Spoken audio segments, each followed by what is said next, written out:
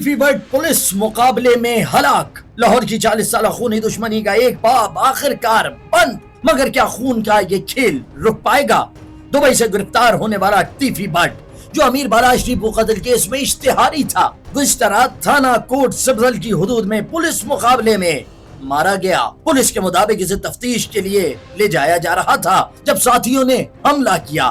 Firing में टीफी but मारा गया। ड्राइवर मामूली जख्मी हुआ।